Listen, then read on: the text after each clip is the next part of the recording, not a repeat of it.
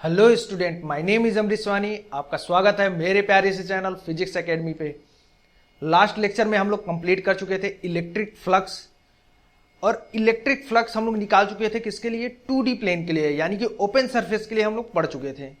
हम यहाँ पर आज क्लोज सरफेस के लिए देखेंगे। क्लोज सरफेस के लिए भी देखे थे, लेकिन उतना क्लियर हमें वो नहीं हुआ था। तो यहाँ पर हम क्लोज सरफेस के लिए देखेंगे इलेक्ट्रिक फ्लक्स कैसे निकाल रहे हैं, कैसे कैलकुलेट करेंगे, और गॉस थ्योरम का यहां पर क्या रोल है। ठीक है, गॉस लॉ का यहां पर क्या रोल है, वो सब चीजें हम यहां आज इस लेक्चर में कवर करेंगे। ठीक है, तो आइए स्टार्ट करते हैं। गॉस लॉ और जो 3D यानी कि क्लोज सरफेस के लिए इलेक्ट्रिक फ्लक्स है, उसे हम कैसे फाइंड आउट करते हैं।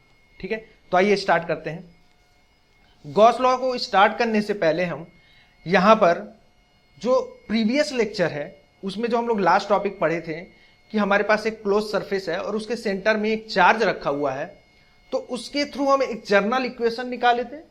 जनरल इक्वेशन निकाले थे जो किसको इंडिकेट कर रहा था? Net electric flux of the close surface.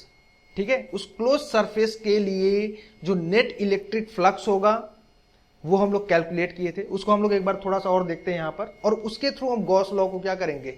Continue करेंगे। ठीक है, समझेंगे। तो आइए यहां पर देखते हैं। हमारे पास क्या था कंडीशन कि ये हमारे पास क्लोज सरफेस था। क्लोज सरफेस यानी कि हम क्या मान लिए थे? स्फेरिकल सरफेस मान लिए थे। ठीक है, हमारे पास एक स्फेरिकल सरफेस था और उसके सेंटर में एक चार्ज रखा हुआ था Q। ठीक है, अब इस चार्ज की वजह से इस स्फेरिकल सरफेस के थ्रू जो नेट इलेक्ट्रिक फ्लक्स है वो हम लोग क्या करेंगे? यहां पर कैलकुलेट करेंगे, उसका रिलेशन फाइंड आउट करेंगे, क्योंकि हम लोग ओपन सरफेस के लिए तो देख चुके थे। ठीक है, आज हम यहां किसके लिए देखेंगे? क्लोज सरफेस के लिए। ठीक है, और उसके थ्रू हम एक जनरल इक्वेशन फाइंड आउट करते हैं। ठीक है, तो आइए देखते हैं नेट इलेक्ट्रिक फ्लक्स क्या होगा यहां पर। अच्छा, इलेक्ट्रिक फ्लक्स का मतलब तो अभी भी समझ में आ रहा है ना, पहले भी बता चुका हूं, लेकिन यहां पे एक बार और मैं बताता हूं। इलेक्ट्रिक फ्लक्स का मतलब क्या है? इलेक्ट्रिक फ्लक्स हमें क्या बता रहा है? जैसे कि यहां पर क्या है? चार्ज है, तो इस चार्ज से क्या होगी? इलेक्ट्रिक फील्ड लाइन क्या होगी? बाहर की तरफ आएगी। तो वो इलेक्ट्रिक फील्ड लाइन यानी कि number of electric field line जो इस सरफेस के परपेंडिकुलर डायरेक्शन में क्या हो रही है, इससे बाहर आ रही हैं, उन्हें ही हम क्या बोल रहे हैं? Electric flux through this surface. समझ में आ रहा है? उसको नाम दे दिया गया, मतलब कि इस सरफेस से जितने number of electric field line बाहर आ रही हैं in perpendicular direction of this surface, उसे ही क्या नाम दिया गया? Electric flux.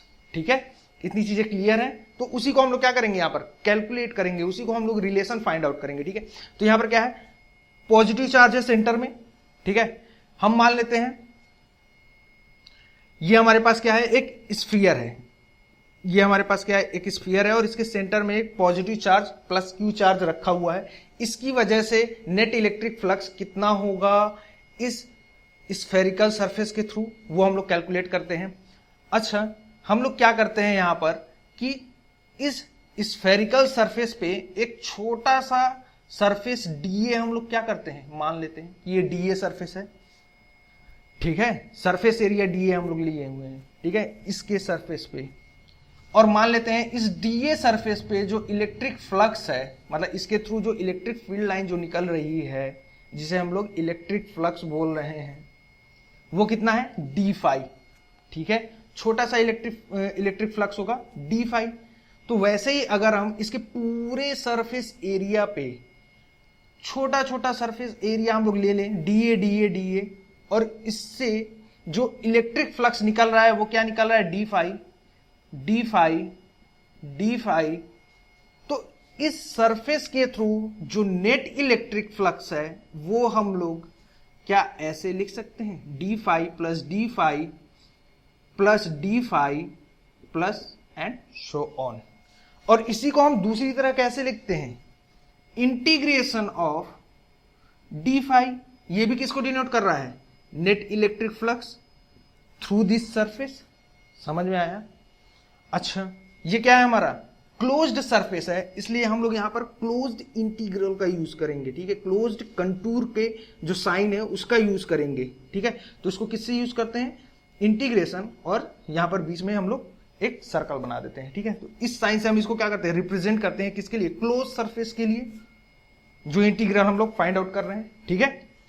डी फाई ये बस रिप्रेजेंटेशन है, समझ में आया, कंफ्यूज मत होइएगा कि इंटीग्रेशन को ऐसे, ये बस रिप्रेजेंटेशन है, क्योंकि यहां पर हम लोग क्या कर रहे हैं, इस क्लोज सरफेस के लिए फाइंड आउट कर रहे हैं, क्योंकि यहां से हम लोग स्टार्ट कर रहे हैं डी ए एरिया, रखते हुए हम लोग यहां तक पहुंच जाएंगे, ठीक है। तो ये क्या कर रहा है, पूरे सरफेस को क्या कर रहा है, कवर कर रहा है डी ए एरिया से, ठीक है। और उसके थ्रू जो इलेक्ट्रिक फ्लक्स है वो क्या है, डी फाई है, ठीक है। तो हम लोग डी फाई यहां पे लिख दिए। तो इंटीग्रेशन ऑफ डी फाई ये किसको डिनोट कर रहा है, net electric flux through this surface, ठीक है। इतनी चीजें समझ में आई। अब हम क्या करेंगे, ये डी फाई को कैलकुलेट करेंगे, ठीक है। अब डी फाई को कैलकुलेट करने के लिए इन सभी एलिमेंट में से एक एलिमेंट हमें क्या करना पड़ेगा, सेलेक्ट करना पड़ेगा। तो आइए सेलेक्ट करते हैं उसे, ठीक है। आइए इन सबको मैं रब कर देता हूं, ये जो पोर्शन है, और यहां पर हम एक एलिमेंट सेलेक्ट कर लेते हैं, सरफेस एरिया डी ए, देखिए, ठीक है। यहां पे हम लोग मान लेते हैं D A, small D a surface area, ठीक है। सरफेस एरिया है ये, समझ आ रहा है, इस स्फीयर के सरफेस पे हम लोग small D a surface area ले रहे हैं, ठीक है। और इस डी ए एरिया से जो इलेक्ट्रिक फ्लक्स आ रहा है, पास हो रहा है, वो क्या है, डी फाई है, ठीक है। अच्छा, और हम लोग लास्ट लेक्चर में ये भी पढ़ चुके हैं कि एरिया क्या है, एक वेक्टर क्वांटिटी है। तो वेक्टर क्वांटिटी होने से क्या होगा, उसका एक डायरेक्शन भी होगा। तो एरिया वेक्टर का डायरेक्शन क्या होगा, ये सरफेस है, तो सरफेस का जो प्लेन होगा उसके परपेंडिकुलर डायरेक्शन में। परपेंडिकुलर डायरेक्शन कौन सा है, ये, यानी कि वेक्टर डीए का जो डायरेक्शन है, एरिया वेक्टर का डायरेक्शन ये है, ठीक है, परपेंडिकुलर टू सरफेस, ठीक है। चार्ज कहां पे रखा हुआ है, सेंटर पे रखा हुआ है। तो इस पॉजिटिव चार्ज से जो इलेक्ट्रिक फील्ड लाइन निकलेगी वो क्या होगी, रेडियली आउटवर्ड होगी। ये सब हम लोग प्रॉपर्टी में पढ़ चुके हैं, रेडियली आउटवर्ड होगी। तो सेंटर से अगर हम कोई भी लाइन अगर ड्रॉ करें तो वो सरफेस पे कैसा होगा, परपेंडिकुलर होगा। तो यानी कि इससे जो इलेक्ट्रिक फील्ड लाइन निकल रही है ये, वो क्या होगी, अलोंग द एरिया वेक्टर, यानी कि इलेक्ट्रिक फील्ड का भी डायरेक्शन क्या होगा, यही होगा, ठीक है। समझ में आ रहा है, ओके। और ये हम लोग प्रीवियस लेक्चर में पढ़ चुके हैं कि इस डीए एरिया की वजह से जो इलेक्ट्रिक फ्लक्स है वो कितना है, डी फाई है। तो इस डीए एरिया की वजह से जो इलेक्ट्रिक फ्लक्स होगा, D phi equal to vector E dot vector D A, हम लोग लिख सकते हैं। हम ये सब कुछ प्रीवियस लेक्चर में पढ़ चुके हैं, ठीक है, समझ में आया। तो ई डॉट डी ए लिख सकते हैं, ये क्या है, स्केलर प्रोडक्ट, ठीक है, या डॉट प्रोडक्ट हम इसे बोलते हैं। तो इसे हम कैसे लिखते हैं, E D A cos theta, जहां थीटा क्या है, where theta is the angle between the electric field intensity and the area vector. दोनों के बीच का एंगल क्या है, थीटा, और थीटा यहां पर क्या है, 0 डिग्री। दिख रहा है, दोनों क्या है, सेम डायरेक्शन में है। तो यहां पर पुट कर देते हैं, तो डी फाई की वैल्यू क्या आ गई, डी फाई की जो वैल्यू है वो क्या आ गई, D phi equal to E D A cos 0 degree. और इसे हम क्या लिख सकते हैं, इसे हम लिख सकते हैं D phi equal to E D A cos 0 की वैल्यू क्या होती है, 1। तो डी फाई की वैल्यू हमें मिल गई, और इस डी फाई की वैल्यू उठा के यहां हम पुट कर दें तो हमें नेट इलेक्ट्रिक फ्लक्स मिल जाएगा थ्रू दिस सरफेस। किसकी वजह से, इस चार्ज की वजह से, जो क्या है, इनक्लोज्ड है इसके अंदर, ठीक है। आइए तो लिख देते हैं यहां पर, फाई नेट क्या होगा, इंटीग्रल, क्लोज्ड इंटीग्रल, ठीक है, डी फाई की जगह पे क्या रखेंगे, ई डी ए। तो ई डी ए ये आ गया क्या, net electric flux through this surface, ठीक है। और आगे बढ़ते हैं, यहां पर इलेक्ट्रिक फील्ड यहां पर इस डीए की वजह से, और जो, अच्छा मैं ये बोल रहा हूं कि ये जो चार्ज है सेंटर पे है, सेंटर से इसके सरफेस का जो डिस्टेंस है वो क्या है, आर है, रेडियस। तो इस सरफेस पे कहीं पे भी अगर हम इलेक्ट्रिक फ्लक्स निकालें तो वो कांस्टेंट होगा, बिल्कुल होगा, क्योंकि ई इज इक्वल टू हम लोग पढ़ चुके हैं, क्या होता है, के क्यू बाई आर स्क्वायर, समझ आ रहा है? जिस पोजीशन पे निकालना है और जहां पर चार्ज है उन दोनों के बीच का जो सेपरेशन है वही क्या है? आर। ठीक है, समझ में आ रहा है? तो ये आर है, ठीक है, आर स्क्वायर। और रेडियस आर जो है इस सरफेस पे क्या है? इस सरफेस पे क्या है? कांस्टेंट। समझ में आ रहा है? इस सरफेस पे कहीं पे भी हम पॉइंट ले लें, इलेक्ट्रिक फील्ड इंटेंसिटी क्या होगी? कांस्टेंट होगी। यानी कि इलेक्ट्रिक फील्ड इंटेंसिटी क्या है? कांस्टेंट है। तो ई क्या आ जाएगा? बाहर हो जाएगा। और surface integral close integral D A, ठीक है, यही होगा हमारा क्या? Net electric flux. ठीक है, और इसको हम क्या लिख सकते हैं? Integration of D A. Integration of D A को हम क्या लिख सकते हैं? Net area. समझ आ रहा है? Total area. Integration of D A, जैसे इंटीग्रेशन ऑफ डी फाई को हम क्या डिनोट कर रहे थे? Net electric flux. तो वैसे ही इंटीग्रेशन ऑफ डी ए को हम क्या लिख सकते हैं? नेट एरिया, जो टोटल एरिया होगा उसका। किसका? इसी स्फीयर का। सरफेस एरिया है ये क्रॉस सेक्शन एरिया नहीं, सरफेस एरिया है। ठीक है, इतनी चीजें समझ में आई? ओके, अब यहां से हम लोग इसका जनरल इक्वेशन फाइंड आउट करते हैं जो सभी शेप के लिए क्या होगा? वैलिड होगा। ठीक है, तो आइए ये हम लोग क्या करते हैं, यहां पर फाइंड आउट करते हैं। यहां से आते हैं, ये देखिए यहां पर आते हैं। ये क्या है हमारा? Phi net. ठीक है, आइए यहां पर लिखते हैं। हाँ, यहां पर नेट इलेक्ट्रिक फ्लक्स क्या है? Close integral of D phi. और डी फाई की वैल्यू क्या है? यहां से हम लोग देखेंगे E D A cos theta. यहां पर ये कंडीशन हमें कब मिला था? जब थीटा क्या था? 0 डिग्री था। अब यहां पर जब थीटा नॉट इक्वल टू 0 है तो उस कंडीशन में नेट इलेक्ट्रिक फ्लक्स क्या होगा? Integral E D A cos theta, यही होगा। और ई डी ए कॉस थीटा को क्या लिख सकते हैं? Vector E dot vector D ए। तो लिख देते हैं integral vector E dot vector D ए। यही हमारा क्या है? Net electric flux through the surface. समझ आ रहा है? एनी सरफेस, किसी भी सरफेस। अगर कोई भी सरफेस, जैसे यहां हम स्फीयर ले रखे हैं, इसके जगह पे कोई भी सरफेस हम लोग ले लें और उसके सेंटर में क्या है? चार्ज है। तो उस चार्ज की वजह से जो नेट इलेक्ट्रिक फ्लक्स होगा थ्रू दिस सरफेस, वो क्या होगा? उसका जनरल इक्वेशन क्या होगा? ये होगा। ये कहीं पर भी अप्लीकेबल है। समझ में आया? किसी भी शेप के लिए अप्लीकेबल है ये। समझ आ रहा है? किसी भी शेप, किसी भी सरफेस के लिए। ठीक है, तो ये क्या है? जनरल इक्वेशन है। General equation of phi net for any closed surface. किसी भी क्लोज्ड सरफेस के लिए, सरफेस के इस कंडीशन के लिए। ठीक है, समझ में आया? इसको आप लोग नोट डाउन कर लीजिए अपनी कॉपी में। फिर मैं आगे बढ़ता हूं और इससे मैं गॉस लॉ को किस तरह से रिलेट करता हूं उसे देखिए। ठीक है, हो गया? आगे बढ़ते हैं हम लोग। ठीक है, आइए मैं इस पोर्शन को थोड़ा सा रब करना चाहता हूं। इस पोर्शन को, इतने पोर्शन को रब कर देता हूं। ठीक है, इसकी जरूरत नहीं है ये पोर्शन की। ठीक है, ये और इस वाले पोर्शन की इसकी जरूरत है। ठीक है, तो आइए मैं इसे रब कर देता हूं।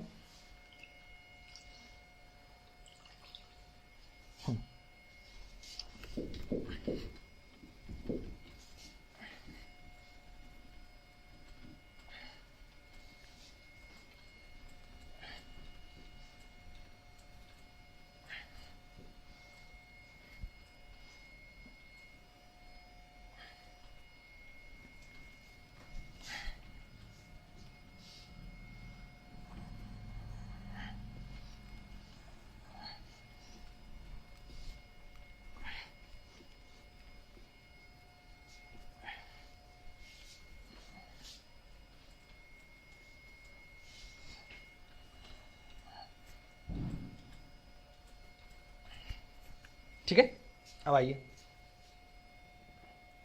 देखिए गॉस लॉ पे आते हैं। गॉस लॉ हमें क्या बताता है? गॉस लॉ भी हमें यही बताता है। यही मतलब कि वो भी हमें क्या देता है?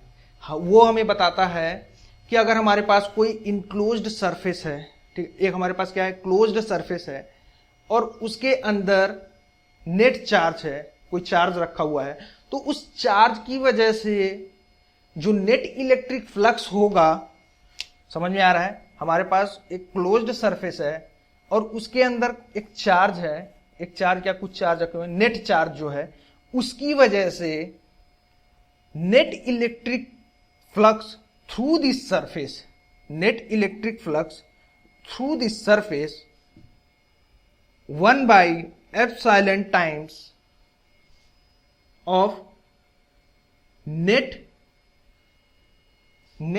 Charge enclosed by the closed surface। समझ में आ रहा है, समझ में आ रहा है कहने का क्या मतलब है। गॉस ने हमें यह बताया कि इस सरफेस के थ्रू जो नेट इलेक्ट्रिक फ्लक्स होगा वो क्या होगा, 1/ε times of charge enclosed by this surface.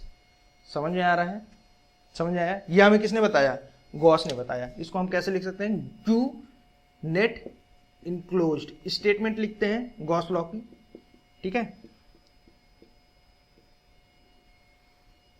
Statement लिख लेते हैं गॉस लॉ की।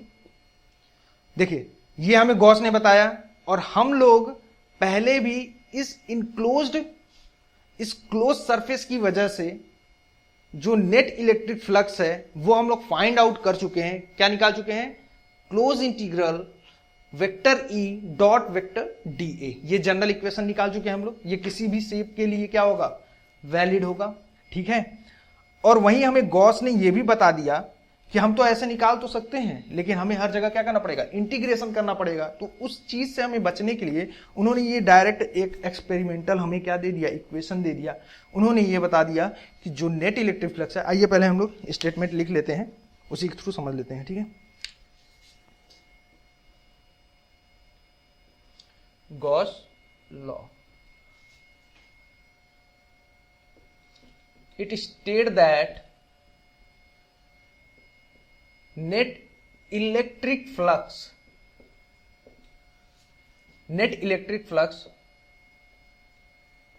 through a closed surface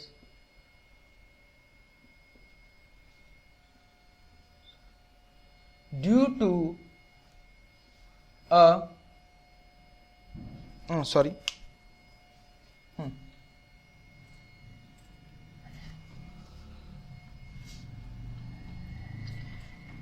Gauss law क्या है, it is state that net electric flux through a closed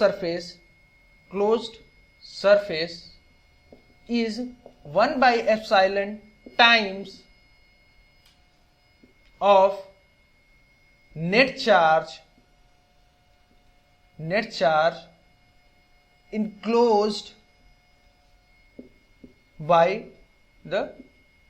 enclosed by the closed surface, ठीक है, समझ में आया। ये हमें गॉस ने बताया, क्या बताया, it state that net electric flux through a closed surface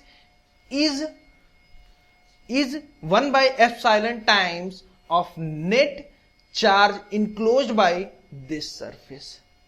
समझ में आया। ये हमें किसने बताया, गॉस ने बताया कि इस कंडीशन में हम इसकी जो नेट इलेक्ट्रिक फ्लक्स है, मतलब इससे जो नेट इलेक्ट्रिक फील्ड लाइन जो बाहर आ रही है, उसको हम इस तरह से भी लिख सकते हैं, कैसे, Q net charge enclosed by this surface divide by epsilon not. अगर यहां पर जो मीडियम है वो क्या है, फ्री स्पेस है, वैक्यूम है या एयर है, तो हम यहां पर क्या लिख रहे हैं, एप्सिलॉन नॉट, ठीक है। ऐसे भी क्या कर सकते हैं, कैलकुलेट कर सकते हैं, ठीक है। ये किसने बताया, गॉस ने बताया। इसका प्रूफ भी है, इसका प्रूफ हम लोग आगे देखते हैं। इतनी चीजें समझ में आई, गॉस का स्टेटमेंट समझ में आ गया, क्या बोलना चाह रहा है गॉस, ठीक है। और इसको हम ऐसे भी कैलकुलेट कर सकते हैं, ठीक है, ये मत भूलिएगा, इसको हम ऐसे भी कैलकुलेट कर सकते हैं, लेकिन वहां इंटीग्रेशन करना पड़ेगा। इस वजह से यहां पर हम लोग हमेशा क्या करते हैं, गॉस लॉ का यूज करते हैं, कहीं कहीं जहां पर यूज कर सकते हैं, वो देखेंगे आगे कहां कहां यूज कर सकते हैं, ठीक है। इतनी चीजें क्लियर हैं। आगे बढ़ते हैं, इसके प्रूफ पे बढ़ते हैं कि इसका प्रूफ ये कैसे आया, ठीक है। इसको मैं रब कर देता हूं, पूरा पोर्शन रब कर देते हैं, ठीक है।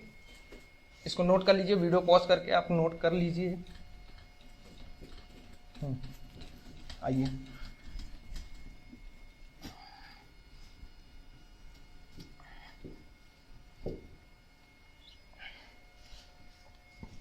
वही कहानी चलेगी जो कहानी हम लोग अभी देखे थे। कौन सी कहानी? जो हम लोग यहां से प्रूव किए थे कि नेट इलेक्ट्रिक फ्लक्स जो है,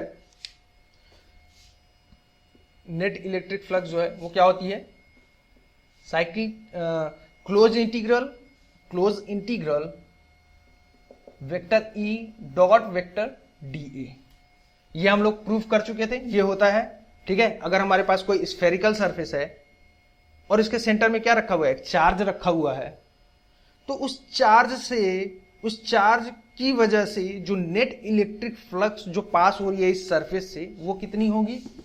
close integral vector E dot vector D ए, यही वाला केस है, ठीक है। ये होता है, ये हम लोग देख चुके हैं अभी, ठीक है। और इसी केस को हम लेकर के चल रहे हैं। यहां पर थीटा क्या है हमारा? 0 डिग्री है। समझ में आ रहा है कि चार्ज है, हम लोग डी क्या ले लिए हैं? इसके सरफेस पे स्मॉल एरिया ले लिए हैं, एलिमेंटल एरिया ले लिए, सरफेस एरिया ले लिए हैं, ठीक है। तो उसकी वजह से जो इलेक्ट्रिक फ्लक्स है वो कितना है? डी फाई है। और वो डी फाई हम लोग कैलकुलेट कर चुके थे, वो क्या था? ई डी ए कॉस थीटा, और थीटा क्या था यहां पर? 0। तो E D A cos 0 degree, ये क्या हो गया? ई डी ए, यानी कि डी फाई इक्वल टू क्या आ गया? ई डी ए, ठीक है। ये आ चुका था, यहां तक हम लोग कर चुके थे, ठीक है। अब आइए यहां पर देखते हैं, नेट इलेक्ट्रिक फ्लक्स भी इसके थ्रू हम लोग कैलकुलेट कर चुके थे। क्या? Integral E D A cos theta होगा। कॉस थीटा, थीटा की वैल्यू कितनी? 0 डिग्री, तो कॉस 0 की वैल्यू 1, ठीक है। तो यहां पे डायरेक्ट मैं लिख रहा हूं, ठीक है, डायरेक्ट इसकी वैल्यू यहां पर लिख रहे हैं, ठीक है। आइए लिख देता हूं कॉस थीटा, ठीक है, इसको यहां से आ रहे हैं। थीटा की वैल्यू कितनी है यहां पर? 0। तो E D A cos 0 degree integral E D A हो जाएगा, ठीक है, integration of E D A. E यहां पर क्या है? कांस्टेंट है, बता चुका था। ये क्या है? सेपरेशन क्या है? सेंटर से सभी पॉइंट का क्या है? आर है, यानी कि सेपरेशन क्या है यहां पर? क्या जानते हैं? K Q by R square. R क्या है? कांस्टेंट है, इसी पे तो डिपेंड कर रहा है। क्यू क्या है? कांस्टेंट। के कांस्टेंट, आर भी कांस्टेंट, तो ई भी क्या होगा? कांस्टेंट, ठीक है। तो ई कांस्टेंट होगा तो ये क्या हो जाएगा? बाहर आ जाएगा, ठीक है। Close integral of D A, तो ई डी ए को क्या लिख सकते हैं? इंटीग्रल ऑफ डी ए को क्या लिख सकते हैं? Net area. ये हम लोग कैलकुलेट कर चुके थे अभी, प्रीवियस डेरिवेशन में हम लोग कर चुके थे अभी, ठीक है। तो आइए अब यहां से आगे बढ़ते हैं। अब यहां पर देखिए ई की वैल्यू क्या है? के क्यू बाई आर स्क्वायर, या ई को हम लोग कैसे लिख सकते हैं? हम लोग पढ़ चुके हैं, इलेक्ट्रिक फील्ड इंटेंसिटी हम लोग कैलकुलेट कर सकते हैं कैसे? 1/4 पाई एप्सिलॉन नॉट, इस चार्ज की वजह से, तो क्यू बाई सेपरेशन कितना है? R, Q by R square, ये हो जाएगा ई की वैल्यू। और नेट एरिया यहां पर क्या हो जाएगा? नेट एरिया ये क्या है? Surface area. Surface area of sphere कितना हो? 4 पाई आर स्क्वायर, ठीक है। सरफेस एरिया कितना है? 4 पाई आर स्क्वायर। अब इसको वहां पुट कर देते हैं और निकाल देते हैं। आइए कहां निकालें? यहीं कर देते हैं, यहीं देखिए, यहीं पे कर देते हैं। नेट इलेक्ट्रिक फ्लक्स क्या होगा? ई की वैल्यू कितनी है? 1/4 पाई एप्सिलॉन नॉट, ठीक है, क्यू बाई आर स्क्वायर। और एरिया कितना है? 4 पाई आर स्क्वायर, तो 4 पाई आर स्क्वायर लिख देते हैं यहां पर, 4 पाई आर स्क्वायर। अब देखिए 4 पाई से 4 पाई गया, आर स्क्वायर से आर स्क्वायर, तो ये हमारा नेट इलेक्ट्रिक फ्लक्स जो है वो आ गया क्या? Q by epsilon not. और यही हमें किसने बताया था? गॉस ने बताया था, यही बताया था गॉस ने, ठीक है। समझ में आ रहा है? एक और चीज यहां पर देख लीजिए, इतनी चीजें तो समझ में आई। ये प्रूफ हो गया किसका? गॉस लॉ का, जबकि इसका प्रूफ नहीं है, बट इसको मैथमेटिकली इस तरह से प्रूफ कर सकते हैं, ठीक है। अच्छा, एक और चीज यहां पर देखिए, हम यहां पर कंडीशन क्या ले रखे हैं कि हमारे पास क्या है, एक प्लस क्यू चार्ज है, एक चार्ज है, जिसकी वजह से नेट इलेक्ट्रिक फ्लक्स जो होगा, गॉस ने बताया नेट इलेक्ट्रिक फ्लक्स जो होगा वो क्या होगा, net enclosed, net charge enclosed by this surface divide by epsilon not. समझ आया? यही हमारा क्या है, नेट इलेक्ट्रिक फ्लक्स इस चार्ज की वजह से। इतनी चीजें क्लियर हो रही हैं? ये चार्ज है और इस चार्ज के चारों तरफ जो मैं ये क्लोज सरफेस ले रहा हूं, इसी सरफेस को हम लोग बोलते हैं गॉसियन सरफेस। इसे ही गॉसियन सरफेस बोलते हैं। ये एक हाइपोथेटिकल सरफेस होता है, ये हमारे ऊपर डिपेंड करता है कि हम किस तरह का सरफेस यहां पर एज्यूम करें। ठीक है, हम चाहे तो यहां पर क्या ले सकते हैं, क्यूब ले सकते हैं। ठीक है, तो भी क्या होगा, नेट इलेक्ट्रिक फ्लक्स क्या होगा, क्यू बाई एप्सिलॉन नॉट ही होगा। ठीक है, आइए थोड़ा सा इसको फील करते हैं। ठीक है, इसको नोट कर लीजिए, मैं रब कर देता हूं, उधर का पोर्शन रब करूंगा और थोड़ा सा इसको अंडरस्टैंडिंग थोड़ा सा हम लोग यहां पर बनाते हैं इसके लिए। ठीक है, आइए इसको मैं रब कर देता हूं।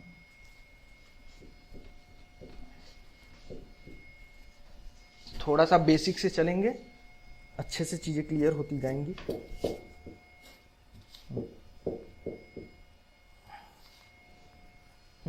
ठीक है, आइए देखते हैं।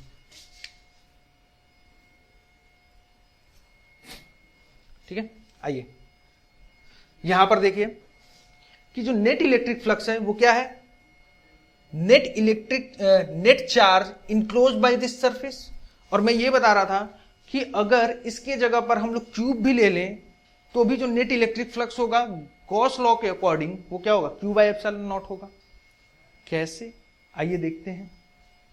देख रहे हैं ना, ये किसी, अरे ये शेप पे डिपेंड नहीं करेगा। कैसे, देखिए फाई का मतलब हमें क्या पता है, नेट इलेक्ट्रिक फ्लक्स।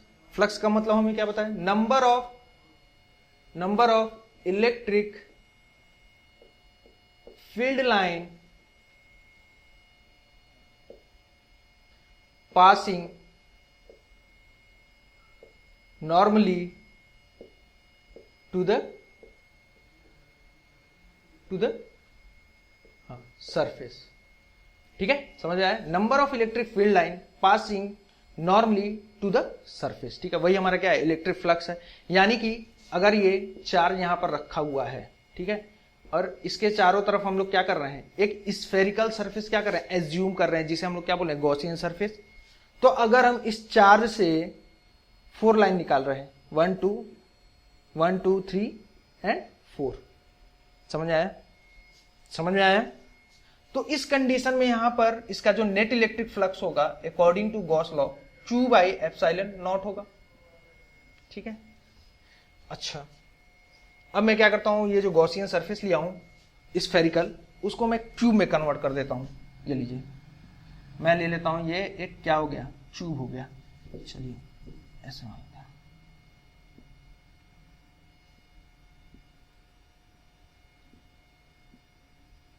ये क्या हो गया, क्यूब हो गया। और इसके सेंटर में क्या रखा हुआ है, चार्ज रखा हुआ है। वही चार्ज है, जो चार्ज यहां पर है वही चार्ज यहां पर भी है। ठीक है, तो इसके लिए जो electric field line in surface से जो पास होगी वो क्या होगी, यहां से हम लोग 4 इलेक्ट्रिक फील्ड लाइन निकाले, तो यहां से भी कितना निकालेंगे, 4 ही, क्योंकि सेम चार्ज है।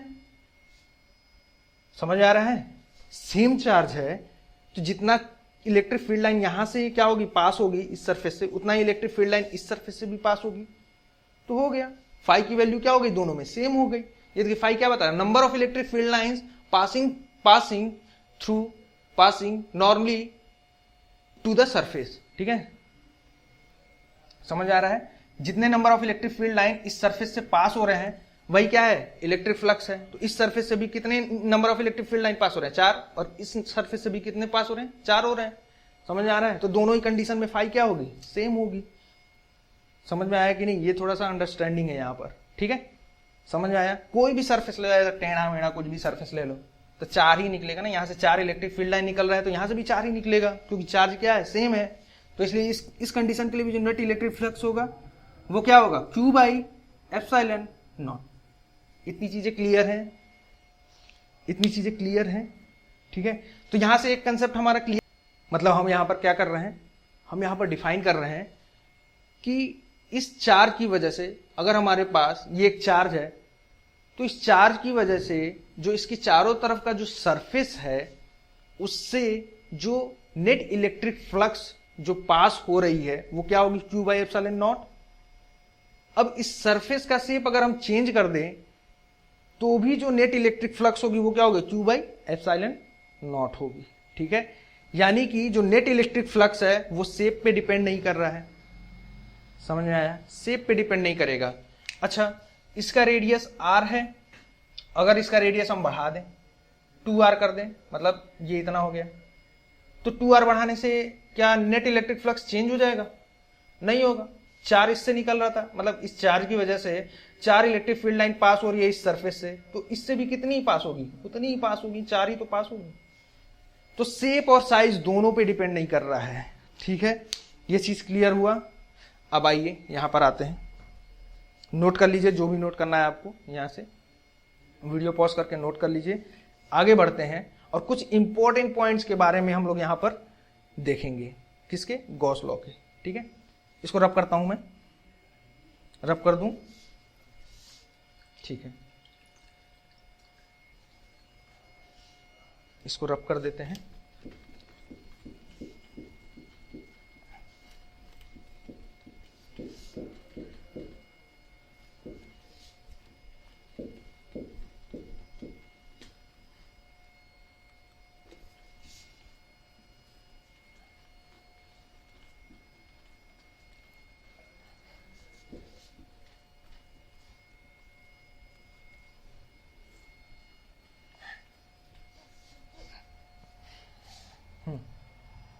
अब देखते हैं important points.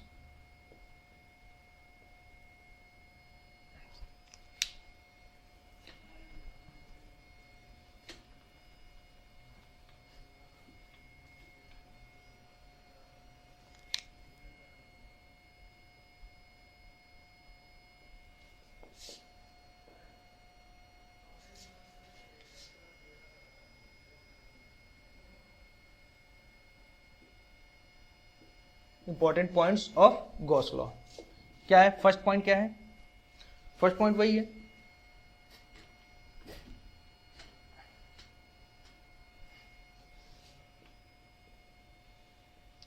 Gauss theorem, Gauss theorem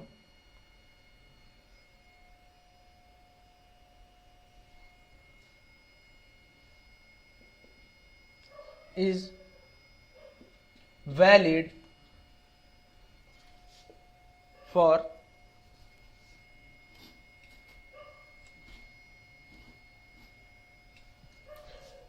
Gauss theorem is valid for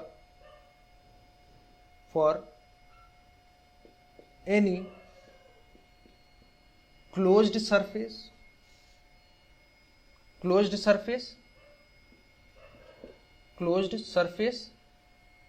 of any shape and size. ठीक है, Gauss theorem is valid for close surface of any shape and size. ठीक है, तो पहला कंडीशन यही है, केस। सेकेंड इंपॉर्टेंट पॉइंट्स क्या है, second important points, if net charge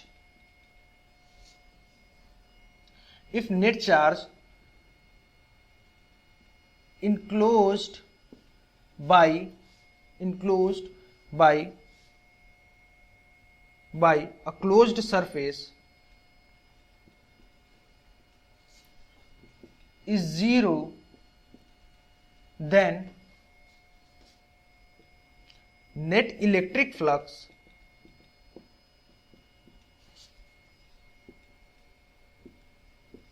through the closed surface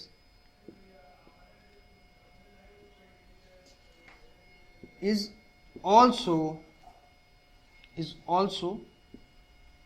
zero। समझ आ रहा है, if net charge enclosed by a close surface is zero, then net electric flux through the closed surface is also zero. मतलब बोलने का मतलब ये है कि अगर हमारे पास ये क्या है, सरफेस है, गॉसियन सरफेस जिसे हम लोग बोल रहे हैं, ठीक है, स्फेरिकल सरफेस है, स्फेरिकल सरफेस ही हम लोग मान करके चले, ठीक है, कोई दिक्कत नहीं है, आप कुछ भी एज्यूम कर सकते हैं, ठीक है, क्लोज सरफेस होना चाहिए बस, ठीक है। क्लोज सरफेस का मतलब समझ में आ रहा है, 3D सरफेस जो भी है, ठीक है, तो क्लोज सरफेस है और इसमें क्या है कि नेट चार्ज क्या है, जीरो है। यानी कि अगर हम यहां पर डाइपोल रख दें माइनस क्यू प्लस क्यू, ठीक है, यहां पर डाइपोल रख दें तो इस डाइपोल की वजह से जो नेट इलेक्ट्रिक फ्लक्स होगी वो क्या होगी, जीरो होगी, क्योंकि यहां पर नेट चार्ज क्या है, जीरो है। जितने नंबर ऑफ निगेटिव चार्ज है उतने ही नंबर ऑफ पॉजिटिव चार्ज है, तो इसलिए नेट चार्ज यहां पर क्या है, जीरो है। तो नेट चार्ज जीरो होने की वजह से ये देखिए क्या होता है, वैसे Q net enclosed by this surface divide by epsilon not. तो जब नेट चार्ज ही जीरो है तो नेट इलेक्ट्रिक फ्लक्स क्या होगी, जीरो। समझ में आया, यही बता रहा है दूसरा पॉइंट। आइए तीसरे पॉइंट पे बढ़ते हैं, रब कर दूं, नोट कर लीजिए वीडियो पॉज करके, आगे बढ़ते हैं, ठीक है।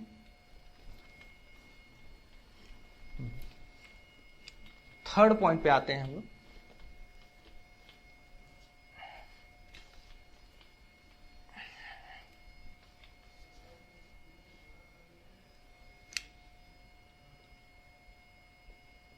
Net electric flux, net electric flux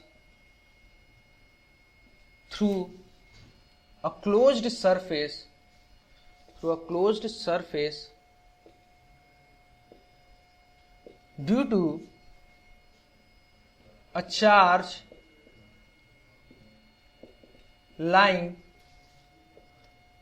outside the closed surface is zero. समझ में आ रहा है बोलने का क्या मतलब है, net electric flux through a closed surface due to a charge lying outside the closed surface is zero. समझ में आ रहा है, इसको थोड़ा सा बताता हूं, इसको रब कर देता हूं नीचे वाला पोर्शन, ठीक है। आइए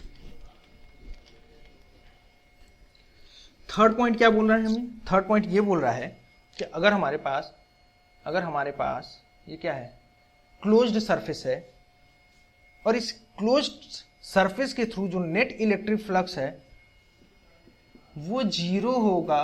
कब जीरो होगा, अगर चार्ज इसके क्या है, चार्ज जो है इस क्लोज सरफेस की क्या है, आउटसाइड प्लेस्ड है। तो इस चार्ज की वजह से जो नेट इलेक्ट्रिक फ्लक्स होगा थ्रू दिस सरफेस वो क्या होगा, जीरो होगा, ठीक है।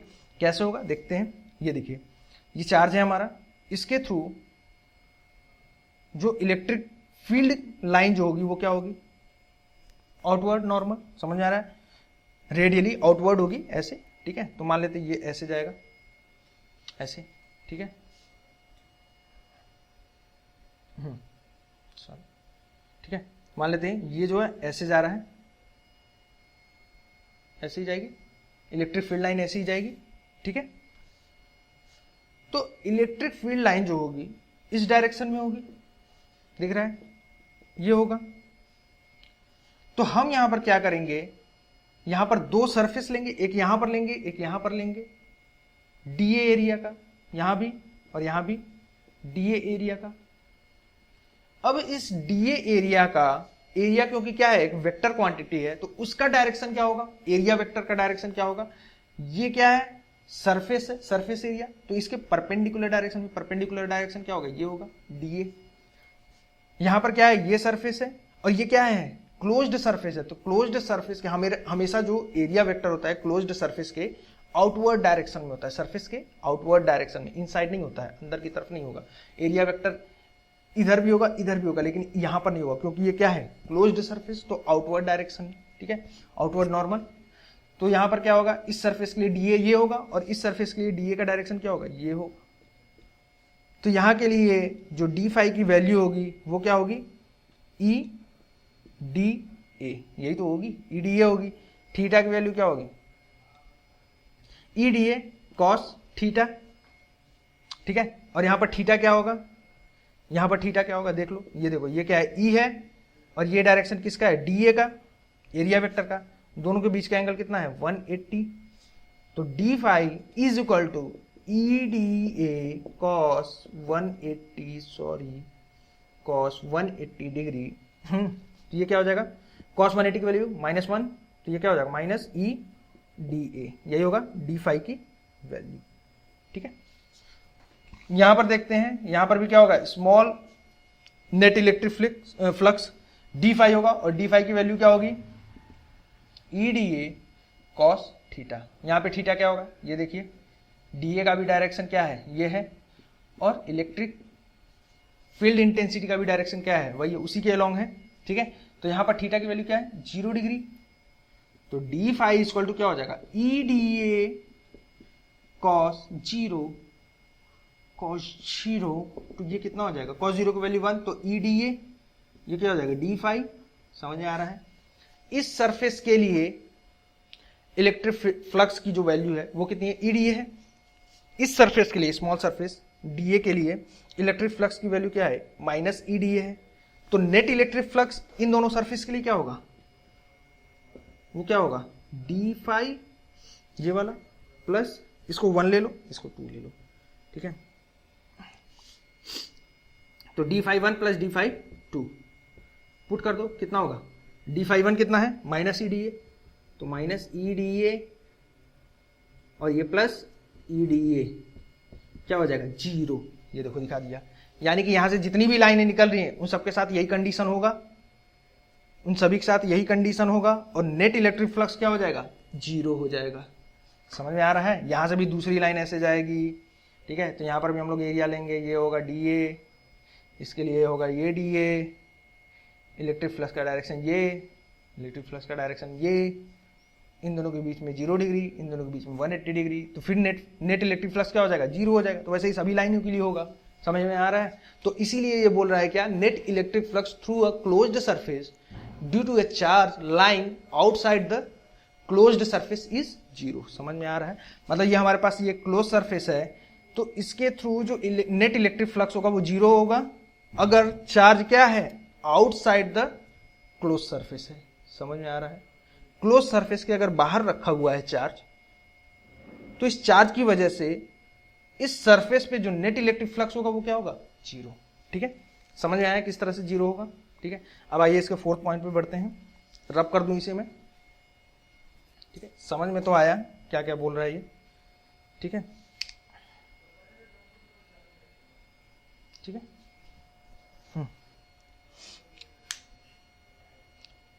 ओके, रब कर देता हूं मैं। अब आगे बढ़ते हैं इसके 4th पॉइंट पे। आइए देखते हैं 4th पॉइंट क्या बोल रहा है। 4th पॉइंट को हम लोग ऐसे ही समझ लेंगे। ठीक है,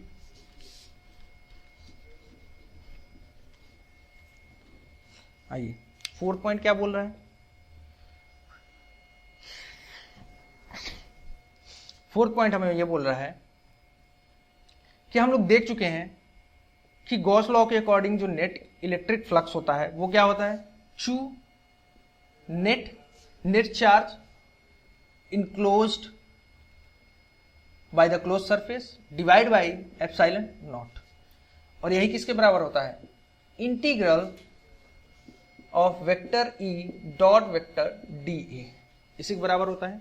ठीक है, अच्छा तो यहां पे ये बता रहा है कि ये हमारे पास क्या है, क्लोज सरफेस है। Q1 Q2 Q3 यहां पे 3 चार्ज रखे हुए हैं और बाहर एक Q4 चार्ज रखा हुआ है। तो इस वाले फॉर्मूले में जो Q जो है वो क्या है, Q1 plus Q2 plus Q3 divide by epsilon not. समझ में आ रहा है। मतलब net charge enclosed by this surface वो क्या है, Q1 plus Q2 plus net electric flux निकालेंगे इस फॉर्मूले से। उसमें जो Q की जो वैल्यू होगी वो क्या होगी, इनसाइड द क्लोज सरफेस। समझ आ रहा है, enclosed by the close surface. जितने चार्जेस हैं इसके अंदर जो चार्जेस हैं वो होंगे। बट यहां पर जो इलेक्ट्रिक फील्ड आ रहा है वो किसकी वजह से होगा, वो यहां पर जो चारों चार्ज हैं, ये चार्ज, ये चार्ज, ये चार्ज, ये चार्ज, इन सब की वजह से जो इलेक्ट्रिक फील्ड आ रहा है, नेट इलेक्ट्रिक फील्ड, वो क्या होगा, ई वेक्टर। समझ में आ रहा है, किसकी वजह से, due to charge Q1, Q2, Q3 and Q4। Outside भी चार्ज रखा हुआ है तो उसकी वजह से भी इलेक्ट्रिक फील्ड आएगा। तो उन सभी की वजह से जो नेट इलेक्ट्रिक फील्ड होगा, रिजल्टेंट जो होगा इलेक्ट्रिक फील्ड का, वो ये है। समझ में आया। जबकि यहां पर जो नेट चार्ज जो है इनक्लोज बाय दिस सरफेस है, समझ आया, इस सरफेस के अंदर जितने चार्ज है वही बस चार्ज है। ये समझ आ रहा है, इतनी चीजें क्लियर हो गई। फोर्थ पॉइंट ये है हमारा। फिफ्थ पॉइंट पे बढ़ते हैं, ठीक है, इसको रब कर देता हूं मैं। फिफ्थ पॉइंट पे बढ़ते हैं।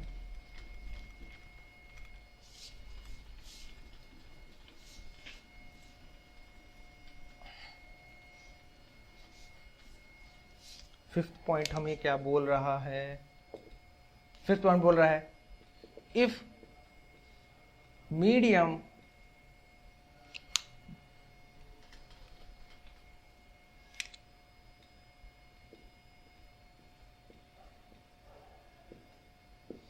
if medium is if medium यहां पे बोल रहा है अगर मीडियम हमारा स्पेस, फ्री स्पेस, वैक्यूम या एयर नहीं है तो उस कंडीशन में जो परमिटिविटी होगी वो क्या होगी, एप्सिलॉन।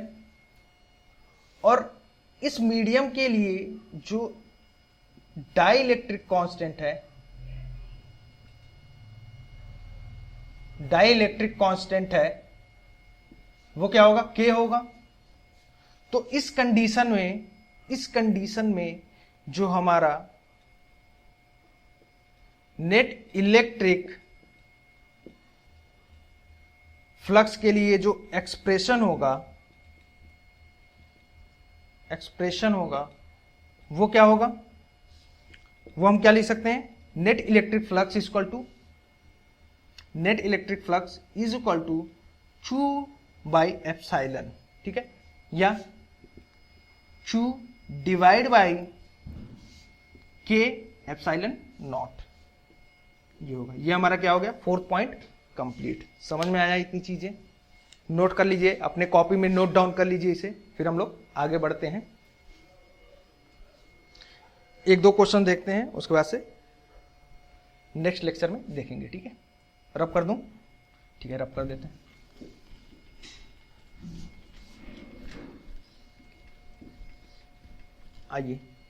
आइए देखते हैं हम लोग गॉस लॉ का कैसे यूज करते हैं किसी भी न्यूमेरिकल को सॉल्व करने के लिए, ठीक है। तो फर्स्ट न्यूमेरिकल जो है हमारा वो क्या है, वो हमें दे रखा है कि हमारे पास क्या है, एक स्फेरिकल सरफेस है और इसके सेंटर में क्या है, एक चार्ज है Q।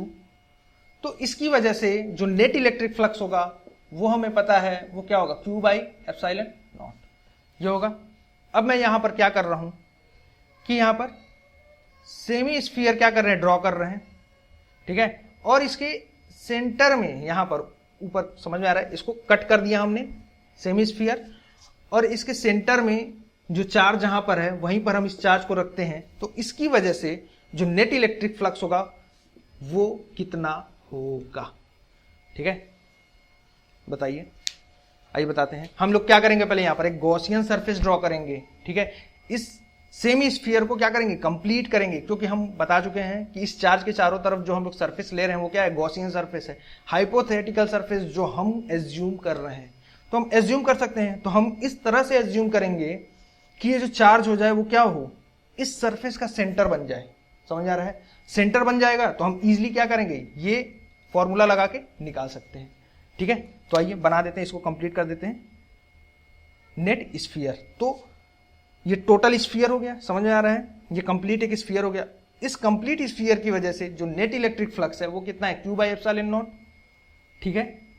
मतलब इस चार्ज की वजह से जो इलेक्ट्रिक फील्ड लाइन जो जा रही थी, इधर जा रही थी और इधर आ रही है, ठीक है, उसे ही हम लोग क्या बोल रहे हैं, इलेक्ट्रिक फ्लक्स बोल रहे हैं। अब ये क्या कर दिया हम लोगों ने, इसको रब कर दिया, ऊपर ऊपर कट करके हटा दिया। तो अब इस चार्ज की वजह से जो इलेक्ट्रिक फील्ड लाइन पास होगी वो सिर्फ इसी सरफेस से पास होगी। समझ आ रहा है, ये सरफेस तो हट गया, समझ आ रहा है, मतलब 1/2 सरफेस क्या हो गया इसका, हट गया। तो उस वजह से यहां पर जो नेट इलेक्ट्रिक फ्लक्स हो जाएगा वो क्या हो जाएगा, हाफ हो जाएगा।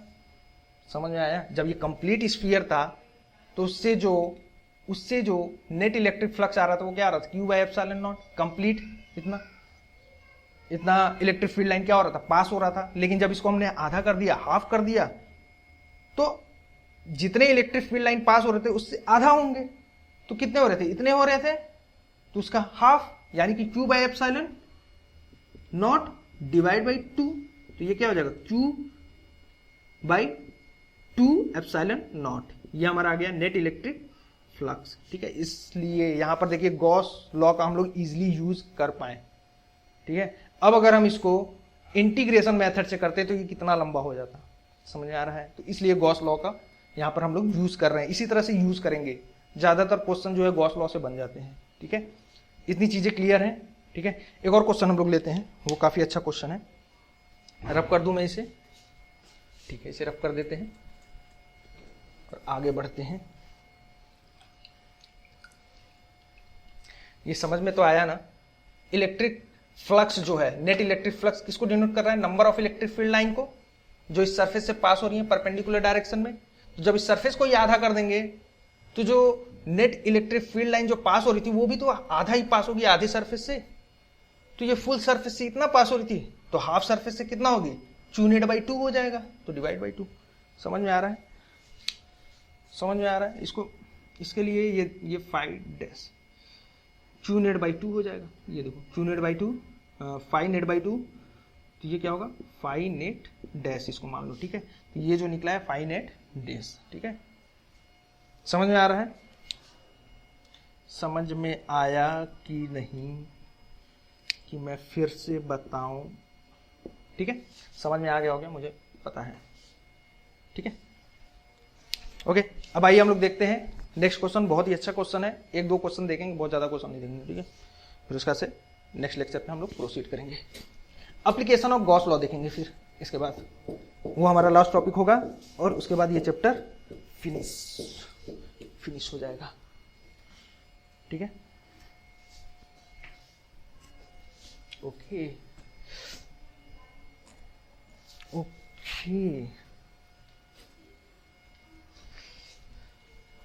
क्वेश्चन जल्दी जल्दी देख लेते हैं। हाँ, ये देखिए क्वेश्चन नंबर 2।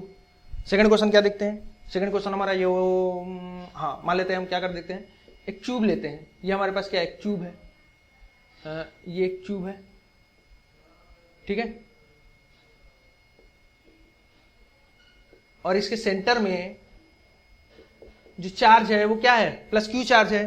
तो इस चार्ज की वजह से इस पर जो नेट इलेक्ट्रिक फ्लक्स होगा वो क्या होगा, अरे लिखते जाओ तुम, बताते जाओ जल्दी जल्दी, क्या होगा, Q/ε0, यही होगा। अच्छा, अब मैं ये बोल रहा हूं कि हमें सिर्फ इस सरफेस से निकालना है, इस वाले सरफेस से। इस वाले सरफेस से जो पास हो रहा है, मान लो ये सरफेस 1 है, तो सरफेस 1 से जो इलेक्ट्रिक फ्लक्स होगा, जो इलेक्ट्रिक फ्लक्स पास हो रहा है वो कितना होगा, वो हम लोग कैसे कैलकुलेट करेंगे, कर सकते हैं। ये क्या है, ट्यूब है, तो इसके पास कितने फेस है, 6 फेस। देखो 1 2 3 4 5 सामने वाला और एक 6 पीछे वाला, बैक वाला। ठीक है, तो 6 फेस है और 6 फेसों का जो एरिया है, सरफेस एरिया, वो क्या होगा, इक्वल होगा। तो यानी कि अगर इन सभी 6 फेसों से जो नेट इलेक्ट्रिक फ्लक्स Q/ε0 है, यानी कि इससे जो total number of electric field line pass हो रही है वो कितना है, Q नेट है। तो एक सरफेस से जो इलेक्ट्रिक फील्ड लाइन पास होगी वो कितनी होगी, Q net divide by 6 face. समझ में आ रहा है ये क्यों, कैसे किया। यहां पर हम लोग ऐसे किए कि 6 फेस से 5 नेट इलेक्ट्रिक फील्ड लाइन क्या हो रही है, पास हो रही है, यानी कि इलेक्ट्रिक फ्लक्स कितना है, 5 नेट है। तो एक फेस से कितना होगा, 5 नेट बाई 6। समझ में आ रहा है, 5 नेट बाई 6 होगा।